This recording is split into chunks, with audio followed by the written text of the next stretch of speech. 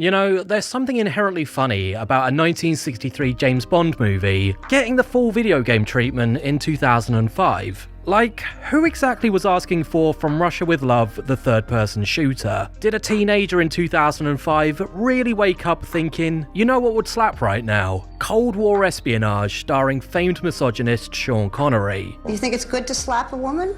I don't think it's that bad. I think that it depends entirely on the circumstances and if it merits it. And yet, despite all conventional logic, that's exactly what happened. Back in the mid-2000s, there was this weird, super specific trend, taking old movies, like sometimes decades old, and turning them into video games. Not to promote a new sequel, just cause. And it wasn't just niche films either. We're talking full-blown cult classics and Oscar winners, suddenly reimagined as open-world crime simulators or horror-flavoured beat-em-ups. So, before we dive into any of the standouts in this really weird genre, was there any reason why this actually happened? So there's a few reasons, and they all kind of crash into each other. First off, much like cocaine and Pepsi Max, nostalgia's a hell of a drug. Always has been, always will be. Even if it's a nostalgia for a time you weren't actually born into. I mean, the amount of people wearing band t-shirts for artists that split up long before they could even spell Smells Like Teen Spirit is a testament to this. You throw a trendy IP like 60s Bond, Scarface, or The Thing on the cover, it's gonna have marketability. And before anyone says, oh, but Tom, The Thing isn't trendy, it's got Wilfred Brimley in it. What more could you want? Diabetes. The second reason, the early 2000s were a gold rush era for video games. Consoles like the PS2 and Xbox were at their peak, and the release schedule was definitely quantity over quality.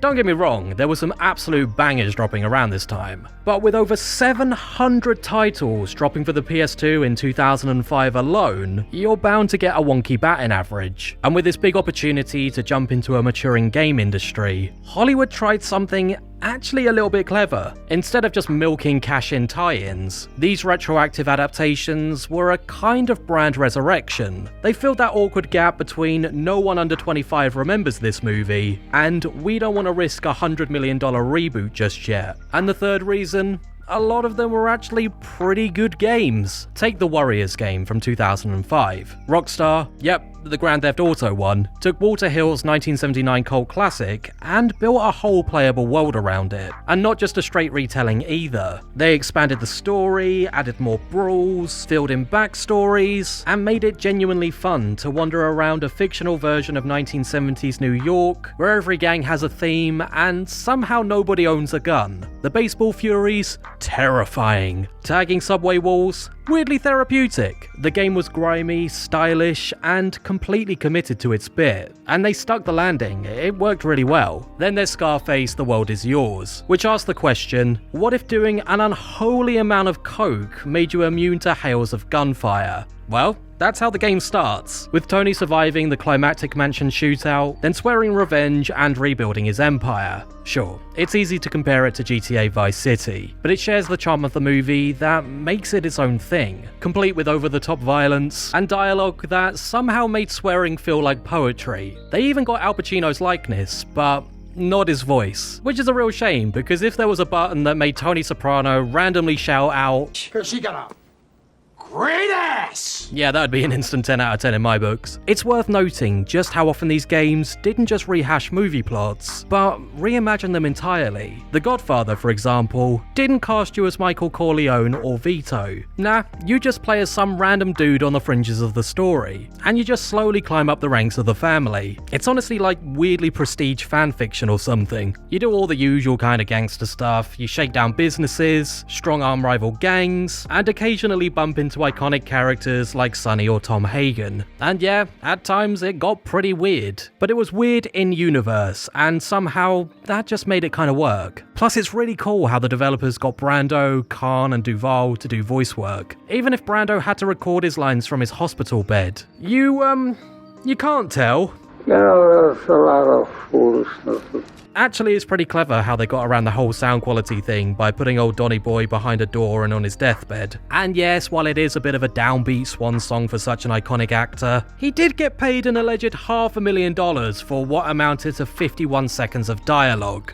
Geez, not a bad last payday. From Russia with Love, though, might still be the oddest one of the bunch. Not only did it resurrect a film from the early 60s, it literally pulled Sean Connery out of retirement to voice Bond one last time, and then it gave him a jetpack, which, if you've seen the original movie, not in it, but this was the EA era of Bond games, and they weren't about to let realism get in the way of rocket-powered gadgets and high-octane action. It was definitely more Bond fantasy than Bond movie, and that was kind of the point. It didn't need to be authentic, it just needed to feel like the best version of what your nostalgic brain thought the movie was, which in retrospect was a weirdly poignant pivot point for the franchise before the more gritty Casino Royale hit cinemas the following year, and that same brain trick worked wonders for Evil Dead Regeneration. By 2005, Bruce Campbell's Ash had achieved full-on cult icon status, and the game leaned hard into the goofy horror comedy energy of the films, but instead of following the timeline of Army of Darkness, it went full alternate universe, letting Ash team up with a foul-mouthed, half-dead sidekick and blast his way through undead hordes. The best part, you could kick your sidekick like a football into enemies, repeatedly. Chef's kiss! It was honestly ridiculous in the best possible way, and naturally, Bruce Campbell voiced every glorious one-liner, because who else could be that groovy?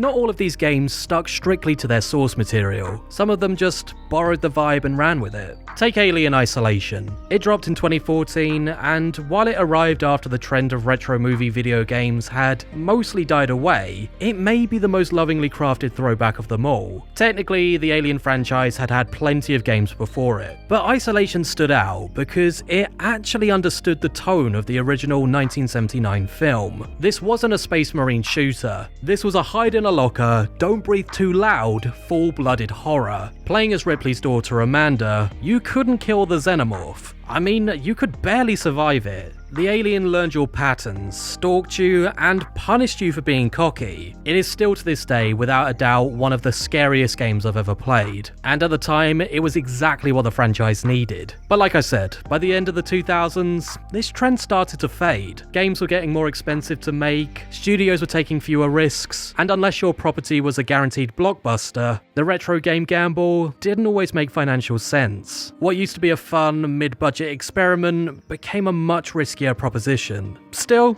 it's not gone away entirely. Killer Clowns from Outer Space is getting a game, Ghostbusters keeps getting resuscitated in playable form, there's always some distant rumbling of a Back to the Future or Jaws comeback, and let's be honest, if someone dropped Escape from New York the game tomorrow, oh you best believe I'm booking a week off work. Ultimately, these games weren't just about capitalizing on old IPs, they were genuine love letters, occasionally messy, often weird, but always enthusiastic. They let us revisit stories that we knew by heart, and experience them in entirely new ways. They let us rewrite endings, play out fantasies, and beat up baseball furies in back alleys without breaking a sweat. And really, isn't that what video games are all about? Anyway, if you want to see Sean Connery with a jetpack again, there's probably a copy of From Russia with Love waiting for you in your local retro game shop. Probably next to a copy of BMX XXX. Both are considered high art, I assure you. But what's your favourite retro movie video game tie-in? Please let me know in the comments below, I would love to read your thoughts. And while you're down there, don't forget to like and subscribe for plenty more videos on all things film and TV. Check out our video game channel, UDS Gaming, and you can always visit UpsideDownShark.com to keep up with everything else we've got going on. Until then, my name is Tom,